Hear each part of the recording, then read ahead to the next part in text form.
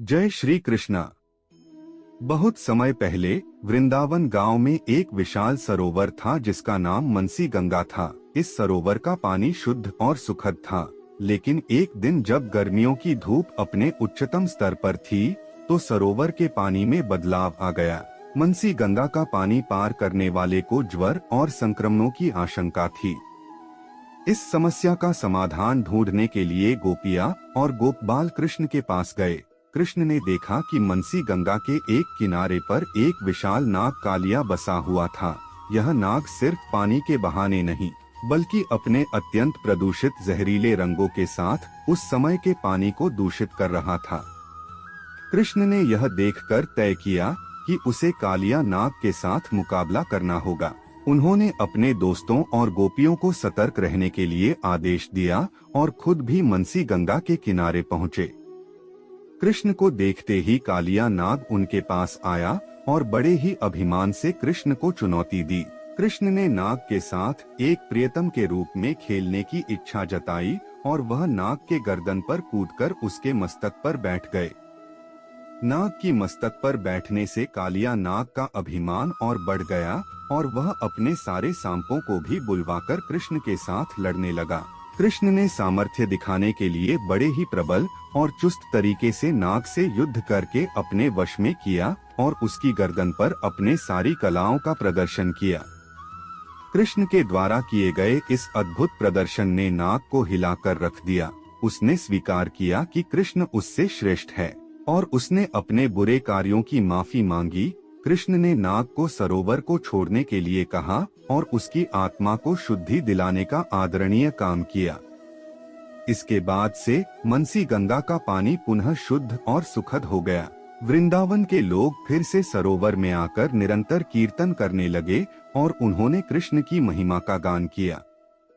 इस प्रकार कृष्ण ने नाग कालिया को पराजित किया और उसके बदले में उसकी आत्मा को शुद्धि दिलाई। यह कहानी हमें यह सिखाती है कि कठिनाइयों के बावजूद ईश्वरीय शक्तियों के साथ हमें मिलकर संघर्ष करने की क्षमता होती है और अंत में उन बुरी शक्तियों को परास्त करके हम सच्चे सुख की प्राप्ति कर सकते हैं। आइए जानते हैं कृष्ण के दूसरी पत्नी के बारे में। सत्यभामा कृष्ण की दूसरी पत्नी थी। वो एक बहुत ही घमंडी स्त्री थी। उसका ये मानना था कि वो सबसे सुंदर और सबसे अमीर स्त्री थी क्योंकि उसके पिता एक बहुत ही धनवान व्यक्ति थे। सत्यभामा जितने रत्न, आभूषण और संपत्ति चाहती थी वो सब उसके पास थे। स्वाभाविक रूप से घमंड उसकी एक बड़ी समस्या थी।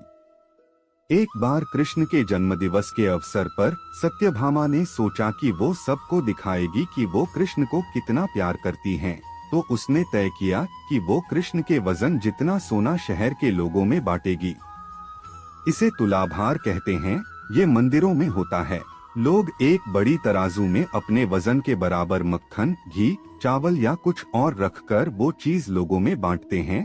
ये प्राचीन परंपरा हमारी संस्कृति का एक हिस्सा है। सत्यभामा ने तुलाभार की व्यवस्था की। लोग बहुत प्रभावित हुए पर कृष्ण पर इन बातों का कोई असर नहीं हुआ। वे जाकर तराजू के एक पलड़े पर बैठ गए। सत्यभामा जानती थी कि उनका वजन लगभग कितना है और उन्होंने उतना सोना तैयार रखा था, पर जब उन्होंने सब सोना दूसरे पलड़े पर रखा तो कांटा जरा भी नहीं हिला और कृष्ण का पलड़ा थोड़ा भी ऊपर नहीं हुआ। ऐसा ही कुछ तब भी हुआ था जब कृष्ण एक शिशु थे। एक राक्षस आकर उन्हें ले जाने लगा।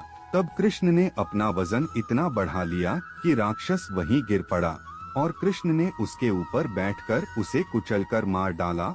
योग में एक ऐसा तरीका है जिससे कोई योगी अपना वजन बढ़ा या घटा सकता है। ऐसी बहुत सी कहानियां हैं कि ऐसे योगी भी थे जो पहाड़ की तरह भारी हो जाते थे।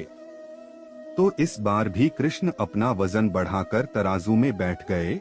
सत्यभामा ने उतना सोना दूसरे पलड़े पर रख दिया था जितना उसके हिसाब से कृष्ण के वजन के बराबर था, पर कुछ हुआ ही नहीं।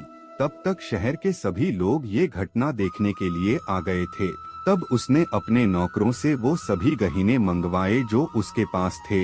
एक के बाद एक वो गहने डालती जा रही थी और सोच रही थी कि काम हो जाएगा, पर पलड़ा जरा भी नहीं हिला। वो रोने लगी क्योंकि ये सब उसके लिए बहुत शर्मजनक था।